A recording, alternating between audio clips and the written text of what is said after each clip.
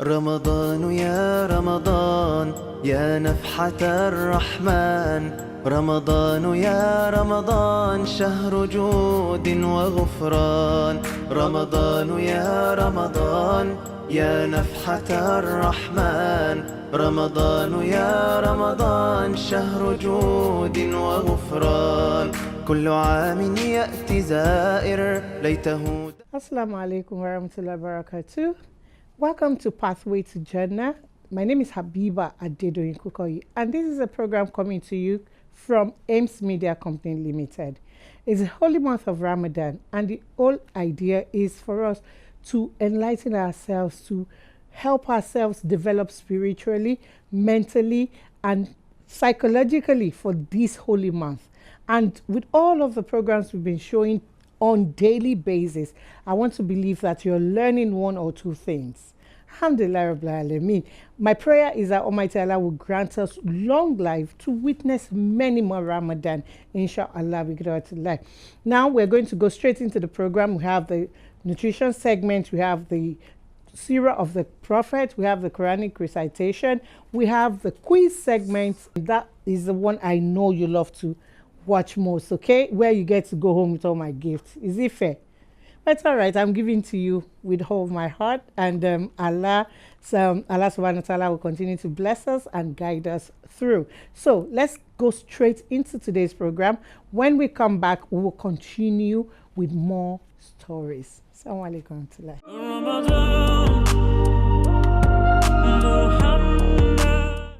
Assalamu alaikum wa rahmatullahi wa barakatuh. My name is Rakiba Razak Baba Mali. I'm a student at the University of Lagos Muslim Community Academic School. I'm reading Surah Baqarah ayah 183 to 185. It is emphasizing on the significance of fasting during the month of Ramadan.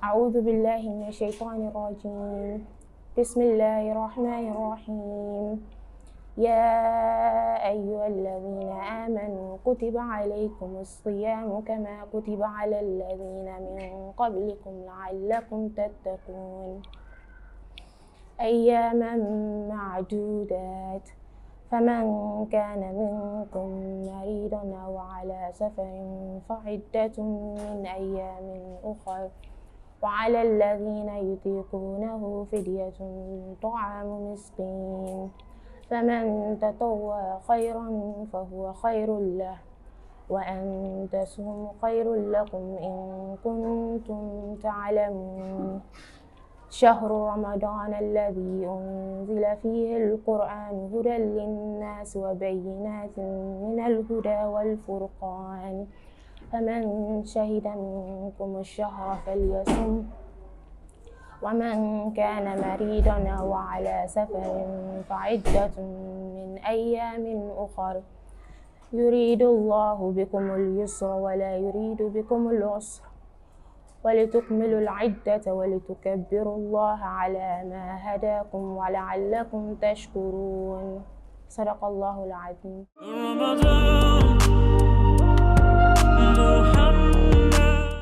وقل الحمد لله الذي لم يتعس ولدا ولم يكن له شريك في الملك ولم يكن له ولي من الذل وكبر تكبيرا. Viewers at home, brothers and sisters in Islam, Assalamu alaikum wa rahmatullahi wa barakatuh. You are welcome once again to our program, Seerah of Prophets of Allah, where we are currently discussing the exemplary life of Prophet Muhammad sallallahu alaihi wasallam. I still have in the studios with me children of Great Khilafa College, Ansaruddin Ebutemeta Al-Hilal School, Al-Inakis Private School. You are most welcome. Salaam alaikum once again. Yes, we are at the junction where the Prophet got married to Khadija, and we have also outlined the lessons to learn from that marriage. That marriage was well blessed. They had 6 kids, 3 boys and 3 girls. And at that time, don't forget I mentioned that the environment in which the Prophet was born was the Jahiliyyah environment, an environment filled with all kinds of evils and corruption. social, economic, political, and spiritual maladies. People behave like animals. They don't have trust for themselves. Women are badly treated. Children are buried alive. Female children are buried alive. All these I have explained to you. And at this time, all these things were still happening in Mecca. So the prophet felt bad. He felt disillusioned. He was not happy. And because he was not happy, he felt there was no way he could, what will he do to change the society? How will people be behaving this way? And because of his great concern, the prophet will always leave Mecca. He will move outside of Mecca, about 8-10 kilometers away from Mecca, and sit somewhere in a cave. A cave is a hole within a mountain. He will sit there alone.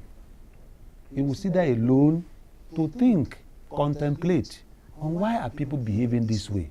And because he was always alone in that cave, he will be thinking, who created the heavens? Who created the mountains, the trees, the animals, the plants, human beings? He was wondering about nature. He was wondering about creation. He was wondering how the people of Mecca were behaving like this, like behaving like even animals, killing themselves over small issues. And he was constantly engaging his mind in all these matters. He would stay there sometimes for 2 weeks, sometimes for 3 weeks. He will return back to Mecca. After a while, he will go back to this cave again. And this cave is called Cave Hira. And he was doing this constantly for many years. In fact, he did it for 50 years. How many years? 50 years. You could see somebody looking for solution to a problem. And he was looking for that solution for how many years? 15 years. And that is a lesson for all of you. You should not give up when you are looking for anything. I'm looking for something after one week, after 1 month. He said, oh, I am disappointed. I can't search again. The prophet was searching for Allah. He was searching for solution for his society. He was concerned for his society for 15 years. He was going, coming back, going and coming back. In the 15th year of this search, exactly when the prophet became 40, don't forget he got married at the age of 25. So for 15 years, he was constantly going to Cave Hira and coming back. When he became 40, in a particular night, in the month of Ramadan, something spectacular happened to him. While in that cave, alone, without anybody being there, still contemplating about creation, about nature, about his people, he was looking for direction, for guidance. He saw a stranger who seized him. And I'm sure if you are the prophet, if you are Muhammad, you also be afraid. He was frightened. It was not just mere seizing him. He was telling him, read, shaking the prophet, shaking, read and read, read. The prophet said, no. Before now, I have never gone to any school. I have never read any book before. In all that I've told you, I didn't mention the prophet was enrolled in any school. He has never attended any school. He could not read nor write. And here is somebody seizing him and telling him, almost violently, shaking him, read, read. And the prophet was saying, I cannot read. I have never gone to any school. And at a point in time, that being that was holding him started reading. He said, Ikra, read. Bi-ismi rabbika alladhi khalaq. Read in the name of your Lord who creates. Alaka al-insana min alaq. He creates from the cloth of blood. Ikra wa rabbuka al-akram. Read, and your Lord is the most honored. Allama bil qalam. Alladhi allama bil qalam. Yes, allama al-insana ma lam ya'lam. Beautiful. He said, read by the name of the God who teach by the use of the pen. And he taught man what man did not know. With these words, the prophet became calm. Immediately these words were recited. And he looked up and he saw in the horizon. The horizon is the space in the sky. And he saw angel Jibril with all his wings covering all the space on the heart and telling him, today you have been commissioned as a prophet. Go to your people and tell them two things. One, that they should worship no other God except Allah, and they should be righteous, do good to others, and they should stop all their bad ways that I've mentioned earlier. After this incident, and this being, angel, disappeared, and he ran home, especially when he met his wife, Khadija, and he was panting, sweating and panting, and his wife told him, gave him an assurance, oh my husband, you have been a truthful man. You have never told a lie. You are an honest person. You have been fair to the orphans and the needy. You have never, taken anything that is not yours. He was saying so many good things to the prophet to reassure him that I'm sure you are not being followed by a bad spirit. All that you narrated is mean that a good spirit was following you. But Khadija herself was confused. In order to give the prophet assurance, after the prophet had calmed down, he now told her husband, Muhammad sallallahu alaihi wasallam, let me take you to my uncle. When you get to my uncle is a very old man in Mecca who had experienced great things in the past. My uncle should be able to explain to us what happens to you in Cave Hira. And that was how Khadija took her husband, Muhammad sallallahu alaihi wasallam, to her uncle. And her uncle's name is Waraga bin Naufal. That was the name of the uncle. When they got there, Muhammad sallallahu alaihi wasallam narrated what he experienced in Cave Hira to Waraga bin Naufal. And after listening to him attentively, Waraga smiled. At a point, he frowned his face again. And they asked him, why, sir? Why did you frown? You smiled at the first time, and in the second time, you frowned your face. Said, while I smiled, it's because Khadija listened to me. Your husband has become a prophet. He is the prophet that the entire world is waiting for. It has been predicted by Musa and Prophet Isa that a prophet is coming. This is the prophet. And you are lucky, is your husband. That was the reason I smiled, that the people of Makkah have seen the prophet that the world has been expecting. I frowned my face because, the people of Mecca will fight him. They will not just fight him, they will persecute him. In fact, they will try to kill him. They will wage war against him. And unfortunately, I will not be around to support him. And that was how Khadija and Muhammad sallallahu alaihi wasallam let Waraga bin Naufal. Do you know the shocking thing? Not too long after this encounter, Waraga bin Naufal, just like he predicted, died. He died, he passed on. And now, how will Muhammad sallallahu alaihi wasallam, how will he go to the Meccans? How will he tell them to abandon 360 gods, idols, and worship one God that cannot be seen? How will he ask the powerful, the mighty, the influential to live the same life with the poor, with the downtrodden, with the underprivileged? How will he tell them that husbands should treat their wives equally?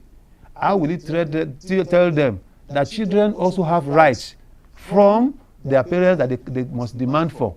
How will he tell them all these things? It became a problem for him. And but how he was able to do it? Yes, he eventually did it. And what happened after? All this we'll mention in the next episode, inshallah, tomorrow. But before we go, there are lessons to be learned in all this. His visit to Cave Hira, how he became a prophet, the role of Khadija, and the role of Waraga bin Naufal. Now, yes. You should not give up. We should not give up. Regardless of whatever difficulty that we're experiencing in life, we should not give up. The prophet used how many years for seclusion in Cave Hira? 15 years. So how many, you're just in school for how many years now? So don't give up. You are in SS1, push forward to get to SS2. If you are in SS2, push forward to go to SS3. And if you are in SS3, push forward to have a good result in WAEC so that you can go to university. We must not give up. That's another lesson. You should know that Allah is one. We should know that Allah Allah is is one. We should not be like the Meccans who worship idols. We should know that Allah is one. Yes. We should believe in Allah. We should believe in Allah. Viewers at home, I'm sure you've listened to my children. They are saying that please don't give up. Prophets endured for 15 years before Allah came. So maybe Allah is also coming for you. I'm sure He's coming. Just tarry a bit and be patient. With patience, we'll get to our destination, inshallah. We'll see tomorrow, inshallah, where we'll continue the story of the Prophet, how he started preaching Islam, and what happened to him, the consequence of this preaching of Islam. Until that time, I say, Assalamu alaikum wa rahmatullahi wa barakatuh.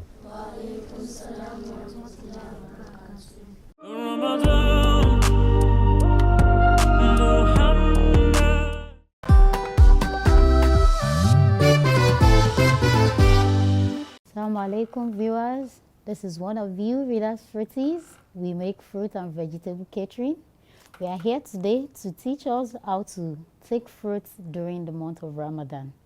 Specifically how to use our leftover fruits, because during Ramadan, if one is not careful, food tends to waste.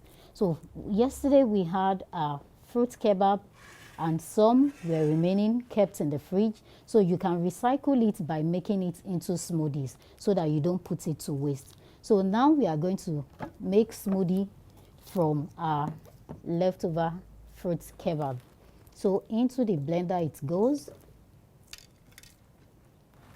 We shouldn't have wastage.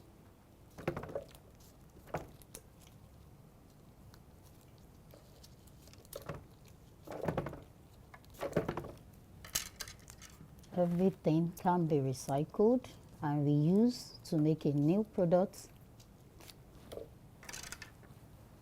We add some banana,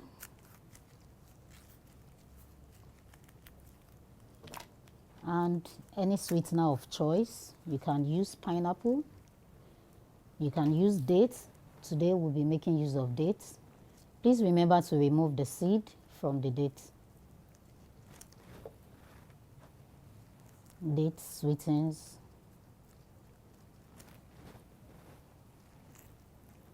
That's it. The banana makes it creamy and thick. Add some water as base. You can either use water as your base, you can use coconut milk, you can use yogurt, you can use fruit juice squeezed naturally as your base. Then we power.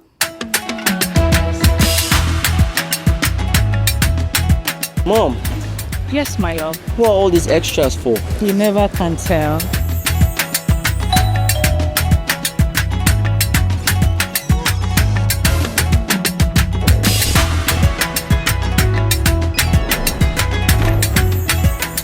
This Ramadan, show kindness, share happiness. Ramadan Kareem from Maltina.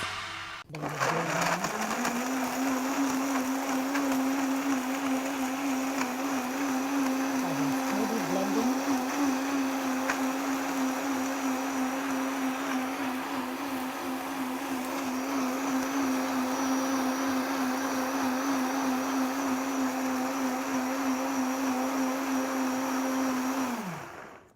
With fruit and veggies, you don't have wastage.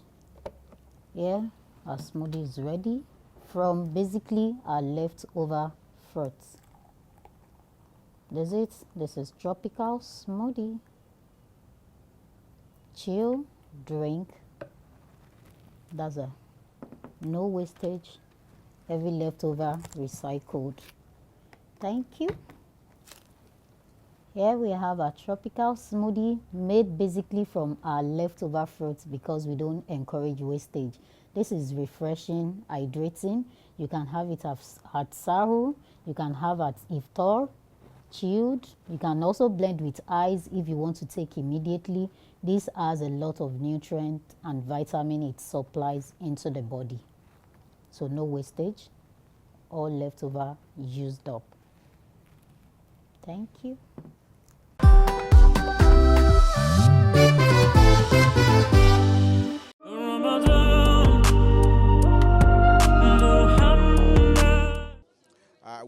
Muslims a happy Ramadan.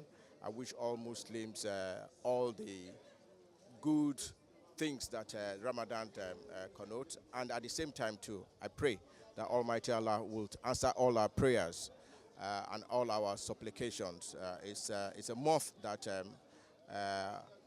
God Almighty answers prayers, both our inner desires and the ones that are known publicly. I pray that Almighty Allah answers our prayers. And by the grace of God, inshallah, we'll have many more Ramadans to celebrate in good health. Assalamu alaikum wa rahmatullahi wa barakatuh. You're welcome to this segment where we look at ethical finance. Today on the episode, we'll be looking at takaful, or what we know as Islamic insurance. What does takaful mean? Takaful is an Arabic word which means guaranteeing or solidarity, someone helping the other. It is this concept that has been applied to the modern day insurance in a way to Islamize it, so if you want to use that word, because Islam dabbles into every aspect of our life. Whether rituals, when you do Islamic rituals, Islamic, you have the social aspect, the political aspect, the economic aspect, the financing aspect.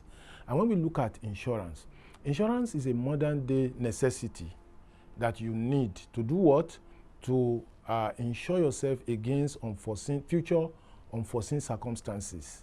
Maybe the loss of life, loss of property, and when you are a liability, you commit a liability or you suffer a liability in respect of something.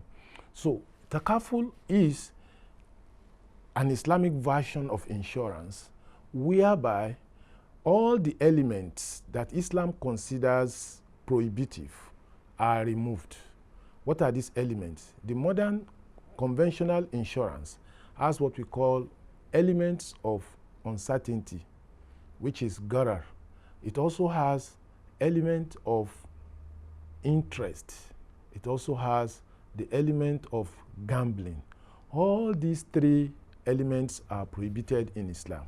And because the conventional insurance has this element, the Islamic scholars have concluded and passed a fatwa in 1973 by all the OIC countries that the modern day insurance has these elements, and it is not ideal for any Muslim to partake in them. So what is the way out? So the way out now is takaful. Islamic insurance or takaful has been designed, fashioned in a manner that these three elements are removed. And it is strictly to indemnify any member of the pool who suffers any loss. And then when he suffers this loss, all other members in the group will solidarize with him. They will come to his aid. And whatever they give, they contribute, or which is known as premium in the conventional insurance, we call it contribution in the takaful or Islamic insurance. So what they do is they contribute, and that contribution is donation. So when you donate, it means you are not expecting anything in return. You are only expecting the favor and the pleasure of Almighty Allah. So whatever you pay as your premium to the Islamic insurance pool is regarded as donation. It's not a matter of, it's not an exchange of contract whereby you give, you take. In conventional, you give premium to get indemnification. But in takaful, once you give, you have given lillah for your brothers to be taken care of because of his calamity. So when you pay this premium or this contribution, what takaful does is to share it into two. They create what we call the risk fund as well as the investment fund. The investment fund is to invest the contributions you make through halal means, halal activities, permissible activities, not in unpermissible activities. And then if at the end of the year we record excess of asset over liability, this will be shared among the participants. And the investment fund also, the outcome of the investment will also be shared among the participants. While the insurance, the takaful outfit just retains his own what we call wakala fee or his own agency fee managing it, because the fund belongs to the participants, not the takaful outfit.